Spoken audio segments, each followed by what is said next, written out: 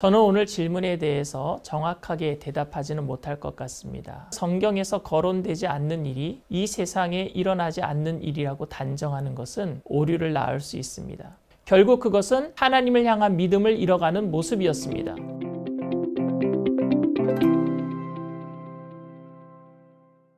할렐루야, 안녕하세요. 설교의 묻다 시간입니다.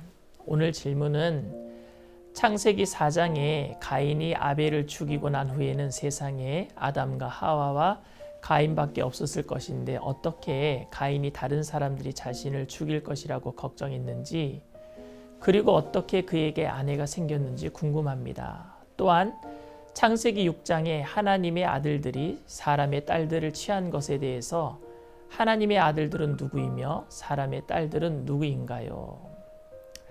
저는 오늘 질문에 대해서 정확하게 대답하지는 못할 것 같습니다. 왜냐하면 저도 궁금한 사항이기 때문에 천국에 가면은 하나님께 여쭤보고 싶은 그런 질문이기 때문입니다.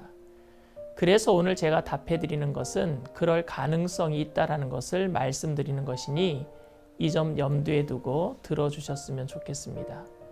성경은 History of Redemption, 그러니까 하나님의 구원의 이야기입니다. 즉 하나님께서 인간들을 사랑하셔서 구원한 이야기입니다. 그 구원의 이야기에는 중심에 선 인물도 있을 것이고 변두리에 존재하지만 거론되지 않는 그런 사람들도 있을 것입니다. 그러니까 성경에서 거론되지 않는 일이 이 세상에 일어나지 않는 일이라고 단정하는 것은 오류를 낳을 수 있습니다. 창세기 4장 14절 말씀에 주께서 오늘 이 지면에서 나를 쫓아내시온즉 내가 주의 낯을 배웁지 못하리니 내가 땅에서 피하며 유리하는 자가 될지라 물은 나를 만나는 자마다 나를 죽이겠나이다 라고 하는 아벨을 죽인 다음에 가인이 한 말씀 때문에 아담과 하와와 가인과 아벨 4명 중에 아벨이 죽었으면 누가 가인을 죽일 수 있겠는가란 질문이 생기는 건 당연한 것입니다. 부모인 아담과 하와가 그 아들 가인을 어떻게 죽일 수 있겠습니까? 그러니 물은 나를 만나는 자에 대한 해석이 난해해집니다. 저는 이 해석을 돕기 위해 몇 가지 가능성을 말씀해 드리려고 합니다. 그것은 성경에 기록되지 않은 다른 사람들이 있었다라는 가능성입니다. 그러니까 구속사의 중심에 선 주인공 아담과 하와, 가인과 아벨 말고 다른 사람이 이미 존재했을 가능성입니다. 비약해서 에덴 동산 말고 다른 곳에 사람을 창조하셨다라고 가정하지 않더라도 아담과 하와는 성년으로 창조되었고 가인이 아벨을 죽인 후 아담이 셋을 낳은 나이가 130세인데 그렇다면 가인이 아벨을 죽였을 때 아브라함의 나이를 100세로 추정하더라도 그때까지 아벨과 가인만 아브라함이 낳았겠는가 하는 문제입니다. 더 많은 자손이 이 땅에 존재했을 가능성이 큽니다. 하나님의 명령인 생육하고 번성하여 땅에 충만하라는 말씀대로 아담은 33명의 아들과 23명의 딸을 낳았다라고 유대인 역사학자 요세푸스는 말하고 있습니다. 그러니까 가인이 아벨을 죽였을 때 성경에 기록되지 않은 형제들이 있었을 것이고 그들이 가인을 죽이려고 했을 것이라는 가능성입니다. 그리고 나를 죽이겠나이다 라는 동사가 미완료 시제이기 때문에 지금 당장 가인을 죽이려는 사람이 없었어도 이후에 태어날 아담의 가족 중에 자신을 죽이려는 후손이 있었을 것이라는 견해도 있습니다. 족장들은 평균 3아들과 3딸을 낳았고 평균 수명이 400년을 살았기에 가인이 80세가 넘기 전에 10만 명 정도의 인구가 이 지구에 함께 살았을 것으로 추측됩니다. 창세기 5장 4절에도 아담은 셋을 낳은 후 800년을 지내며 자녀들을 낳았으며 라고 기록하고 있습니다. 두 번째 질문인 하나님의 아들들과 사람의 딸들이 결혼한 부분에 대한 해석입니다.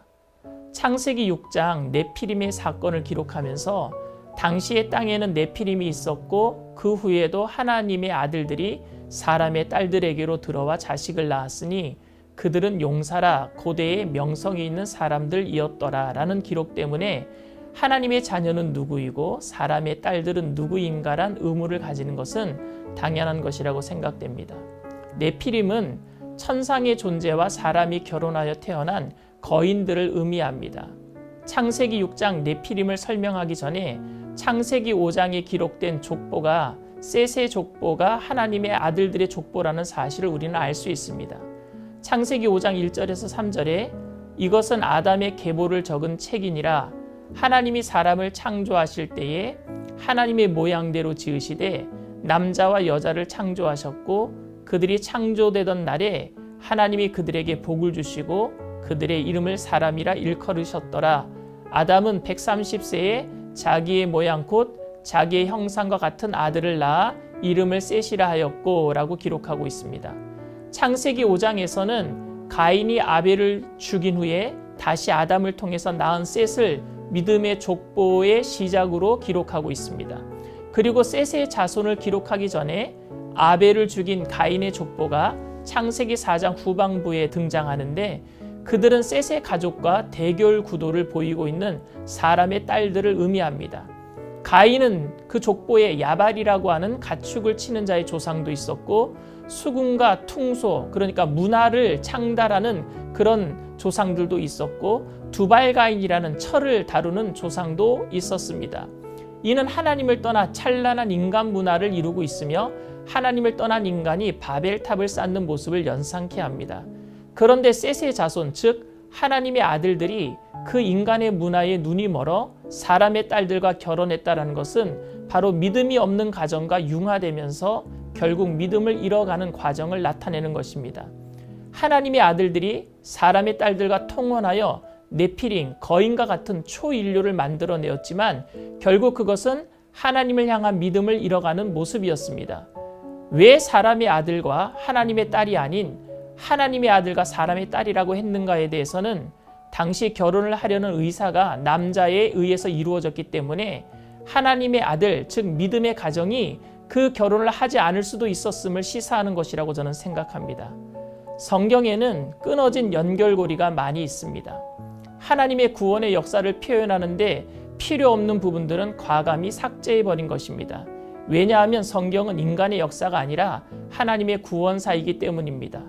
저는 여러분들이 성경을 읽을 때 구원의 이야기, 하나님의 그 구원의 구속사 이야기의 관점으로 읽어주시기를 부탁을 드립니다.